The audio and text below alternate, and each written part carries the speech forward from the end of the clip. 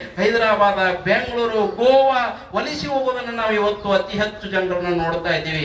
ಕಾರಣ ಏನಂದ್ರೆ ಆ ಮೀಸಲಾತಿ ಸೌಲಭ್ಯವನ್ನು ತೆಗೆದುಕೊಂಡು ಮುಂದೆ ಬರಬೇಕಾಗಿತ್ತಲ್ಲ, ಅದು ಪಡ್ಕೊಳ್ಳಕ್ಕೆ ಈ ಜನಾಂಗಗಳು ಇವುಗಳು ಉದ್ಧಾರ ಆಗ್ಲಿಕ್ಕೆ ಸಾಧ್ಯವೇ ಇಲ್ಲ ಅಂತಕ್ಕಂಥ ಎಂತವ್ರು ಹುಟ್ಟಬೇಕು ಅಂದ್ರೆ ಸ್ವಾಭಿಮಾನಿಗಳ ಜೊತೆಗೆ ನಾನು ಈ ಸಮಾಜದಲ್ಲಿ ಏನಾದ್ರೂ ಕೆಲಸ ಮಾಡ್ತೀನಿ, ಒಂದಿಷ್ಟು ಓದ್ತೀನಿ, ತಿಳ್ಕೊತೀನಿ, ಅವರಿಗಾಗಿ ಹೋರಾಟ ಮಾಡ್ತೀನಿ, ನನ್ನ ಸ್ವಾರ್ಥವನ್ನ ಬಿಟ್ಟುಕೊಟ್ಟು ಸಮಾಜದ ಹಿತಕ್ಕಾಗಿ ಕೆಲಸ ಮಾಡ್ತೀನಿ ಅನ್ನುವಂತ ಗಟ್ಟಿಯಾದ ಯುವಕರನ್ನ ಇವತ್ತು ನಾವು ಕಟ್ಟುವಂತ ಕೆಲಸವನ್ನ ಆಗ್ಬೇಕು. ಅಂತ ಯುವಕರು ಹುಟ್ಟುಕೊಂಡಾಗ ಮಾತ್ರ ಈ ಸಮಾಜಗಳನ್ನ ಉಳ್ಕೊಳ್ಳಕ್ಕೆ ಅದು ಸಾಧ್ಯ ಆಗ್ತದೆ. ಇವತ್ತು ನಮ್ಮ ತಾಯಂದಿರು ಒಂದಿಷ್ಟು ಜನ ಕೂತ್ಕೊಂಡಿದ್ರಿ, ನಿಮ್ಮ ಮಕ್ಕಳಿಗೆ ಹಿರಿಯರು ಕೂಡ ಕೂತ್ಕೊಂಡಿದ್ರಿ. ನಿಮ್ಮ ಮಕ್ಕಳಿಗೆ ಮೊದಲು ಶಿಕ್ಷಣದ ಕಡೆಗೆ ಒಯ್ರಿ. ಅವರು ಯಾರ ಜೊತೆ ತಿರುಗಾಡಕತ್ತಾರೆ, ಅವ್ರಿಗೆ ಎಂತ ಸಂಸ್ಕಾರ ಸಿಗ್ತಾ ಇದೆ, ಅವನು ಒಳ್ಳೆ ಹಾದಿ ಮೇಲಿದ್ದಾನೋ ಕೆಟ್ಟ ಹಾದಿ ಮೇಲಿದ್ದಾನೋ ಅಂತ ತಿಳ್ಕೊಂಡು ನಿಮ್ಮ ಮಕ್ಕಳು ತಪ್ಪ ಹಾದಿಯಾಗಿ ಹೋಗ್ತಾ ಇದ್ರೆ ಅವರನ್ನು ಬಿಡಿಸಿ ಒಂದು ಒಳ್ಳೆ ಶಿಕ್ಷಣ ಮತ್ತು ಉದ್ಯೋಗದ ಕಡೆಗೆ ಅವರಿಗೆ ಗಮನ ಹರಿಸುವಂತ ಕೆಲಸವನ್ನ ಮಾಡಿ ಮುಂದೆ ಬರ್ತಕ್ಕಂಥ ಯುವ ಪೀಳಿಗೆ ಒಳ್ಳೆ ರೀತಿಯಿಂದ ವ್ಯಕ್ತಿತ್ವವನ್ನು ರೂಪಿಸಿಕೊಂಡು ಬರದೇ ಹೋದ್ರೆ ಎಂದೂ ಕೂಡ ಇವತ್ತು ಸ್ವತಂತ್ರ ಸಿಕ್ಕು 7 ದಶಕ ಮುಗಿದು ಹೋಗ್ತಾ ಇದೆಯಲ್ಲ, ಇನ್ನ 700 ದಶಕ ಆದ್ರೂ ಕೂಡ ಉದ್ಧಾರ ಆಗ್ಲಿಕ್ಕೆ ಅದು ಸಾಧ್ಯ ಇಲ್ಲ. ಜಾಗತಿಕ ಯುಗದಲ್ಲಿ ಬದುಕ್ತಾ ಇದ್ದೀವಿ, ಕಂಪ್ಯೂಟರ್ ಯುಗದಲ್ಲಿ ಬದುಕ್ತಾ ಇದ್ದೀವಿ. ಇವತ್ತು ಜಗತ್ತು ಗ್ಲೋಬಲೈಸೇಷನ್ ಆಗ್ತಾ ಇದೆ. ಇವತ್ತು ಇವೆಲ್ಲ ಕೂಡ ಅವತ್ತು ಹಗ್ಗ ವಶಿತಾ ಇದ್ರು, ಬಾಜಿ ಭಜಂತ್ರಿಗಳನ್ನ ಪಡ್ಕೊಂಡು ಜೀವನವನ್ನ ಸಾಗಿಸ್ತಾ ಇದ್ರಲ್ಲ, ಇನ್ನು 10, 20, 30 ವರ್ಷದಲ್ಲಿ ಇವು ಯಾವೂ ಕೂಡ ಸಿಗಲ್ಲ. ಸ್ಪರ್ಧೆಗೆ ಎಲ್ಲರ ಜೊತೆಗೆ ನೀವು ಸ್ಪರ್ಧೆಗಳಿಬೇಕಾಗ್ತದೆ. ಇವತ್ತು ನೋಡಿ, ಅವತ್ತು ಚಪ್ಪಲಿ ಹೊಲಿಬೇಕಾದ್ರೆ ಮಾದಿಗ ಸಮಾಜದವರು ಚಪ್ಪಲಿಯನ್ನು ಹೊಲಿತಾ ಇದ್ರು. ಇವತ್ತು ಹಗ್ಗ ವಶದಾಗಿಲಿ ಬಾಜಿ ಭಜಂತ್ರಿಗಳನ್ನು ನಿಮ್ಮ ಸಮಾಜದವರು ಮಾಡ್ತಾ ಇದ್ರು. ಎಲ್ಲರಿಗೂ ಒಂದೊಂದು ಇವತ್ತು ಚೌರಿಕ ಮಾಡ್ತಕ್ಕಂಥ ಸಮಾಜ ಅವತ್ತು ಚೌರ ಮಾಡ್ತಾ ಇದ್ರು. ಆದ್ರೆ ಅವೆಲ್ಲ ಕೂಡ ಮೂಲ ಕಾಲದಿಂದಲೂ ವೃತ್ತಿದಿಂದ ಏನು ಬದುಕ್ತಾ ಇದ್ರಲ್ಲ, ಅವೆಲ್ಲ ವೃತ್ತಿ ಹೋಗ್ಬಿಡ್ತಾವೆ, ನಡೀತಾ ಇವೆ. ಬಾಜಿ ಭಜಂತ್ರಿಗಳು ಹೋಗ್ಬಿಡ್ತವೆ, ಹಗ್ಗ ವಶದ ಹೋಗ್ಬಿಡ್ತವೆ, ನಿಮ್ಮ ವೃತ್ತಿ ಹೋಗ್ತವೆ.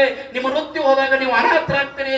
ಅನಾಥರಾದ್ರೆ ಮತ್ತೆ ಮತ್ತೊಬ್ಬರ ಬಳಿ ಕೂಲಿ ಹೋಗಂತ ಪರಿಸ್ಥಿತಿ ನಿರ್ಮಾಣ ಆಗ್ತದಲ್ಲ, ಅದನ್ನ ಆಗಬಾರ್ದಂದ್ರೆ ಬೇರೆ ಇವತ್ತು ವ್ಯವಸ್ಥೆಯಲ್ಲಿ ಏನು ಕಾಂಪಿಟೇಷನ್ ನಡೀತಾ ಇದೆಲ್ಲ, ಶಿಕ್ಷಣ ತೆಗೆದುಕೊಂಡು ಎಲ್ಲರ ಜೊತೆಗೆ ಕಾಂಪಿಟೇಷನ್ ಜೊತೆಗೆ ಬದುಕನ್ನು ನಡೆಸಿದಾಗ ಮಾತ್ರ ಒಂದು ಒಳ್ಳೆಯ ಬದುಕನ್ನು ಕಟ್ಕೊಳಕ್ಕಾಗ್ತದೆ. ಮೀಸಲಾತಿಯಿಂದ ಏನೇನು ಸೌಲಭ್ಯ ಸಿಗುತ್ತವೋ ಸಿಗಲ್ಲ ಅನ್ನೋದು ಮುಂದಿನ ಭವಿಷ್ಯದಲ್ಲಿ ಬಹಳ ಗಂಡಾಂತರಗಳಿವೆ.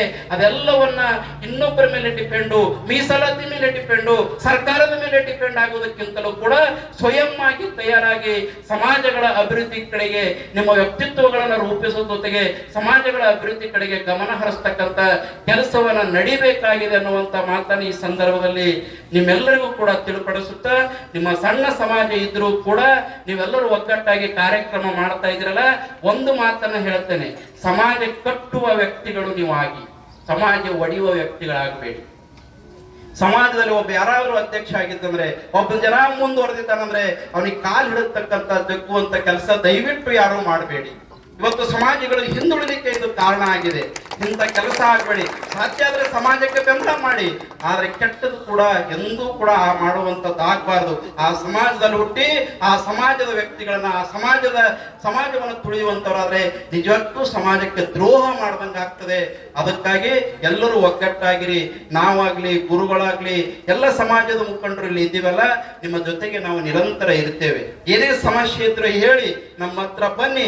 ನಮ್ಮ ಕಡೆಯಿಂದ ಏನು ಸಹಕಾರ ಆಗ್ಬೇಕು, ಸರ್ಕಾರ ಹಂತದಲ್ಲಾಗಿರ್ಬೋದು, ಬೇರೆ ಬೇರೆ ಬೇರೆ ಹಂತದಲ್ಲಾಗಿರ್ಬೋದು, ನಿಮ್ಗೆ ಎಲ್ಲ ರೀತಿಯಿಂದ ನಾವು ಬೆಂಬಲಕ್ಕೆ ನಿಲ್ತೇವೆ. ನೀವೆಲ್ಲರೂ ಚೆನ್ನಾಗಿರ್ಬೇಕು. ನೀವು ಚೆನ್ನಾಗಿರೋ ಜೊತೆಗೆ ನಾವೆಲ್ಲರೂ ಚೆನ್ನಾಗಿದ್ದು ಈ ಸಮಾಜದಲ್ಲಿ ಒಂದು ಒಳ್ಳೆಯ ವಾತಾವರಣವನ್ನ ನಿರ್ಮಾಣ ಆಗಬೇಕು. ಎಲ್ಲರ ಹಿತವನ್ನ ಬಯಸುವಂತ ನೂಲಿ ಚಂದಯ್ಯನವರ ಇತಿಹಾಸವನ್ನ ತಿಳ್ಕೊಳ್ಳೋದ್ರ ಜೊತೆಗೆ, ಅವರ ಆದರ್ಶಗಳನ್ನ ತಿಳ್ಕೊಳ್ಳೋದ್ರ ಜೊತೆಗೆ ನಾವೆಲ್ಲರೂ ಒಂದಾಗಿ ಹೋಗೋಣ. ಬುದ್ಧ, ಬಸವ, ಅಂಬೇಡ್ಕರ ಇವತ್ತು ವಿಚಾರಗಳನ್ನ, ಅಂಬಿಗರ ಚೌಡಾಯಿ ಆಗಿರ್ಬೋದು, ಹಡಪದ ಅಪ್ಪಣ ಆಗಿರ್ಬೋದು, ಮಾದರ ಚೆನ್ನಯ್ಯ ಆಗಿರ್ಬೋದು, ಎಲ್ಲ ಮಹಾನ್ ಪುರುಷರು, ಸಂತರು, ಶರಣರು, ದಾರ್ಶನಿಕರ ವಿಚಾರಗಳನ್ನ ನಮ್ಮ ಜೀವನದಲ್ಲಿ ಅಳವಡಿಸ್ಕೊಂಡು ನಾವು ಎಷ್ಟು ದಿನ ಬದುಕಿರ್ತೀವಿ ಅನ್ನೋದು ಮುಖ್ಯ ಅಲ್ಲ, ಬದುಕಿದಷ್ಟು ದಿನ ನಾವು ಏನು ಮಾಡಿದೀವಿ ಅನ್ನೋದು ಬಹಳ ಮುಖ್ಯ ಆಗ್ತದೆ ಅನ್ನೋಂಥ ಮಾತನ್ನ ಹೇಳಿ ನನ್ನ ಮಾತಿಗೆ ವಿರಾಮ ಹೇಳ್ತೇನೆ. ಎಲ್ಲರಿಗೂ ಶರಣು ಶರಣಾರ್ಥಿಗಳು.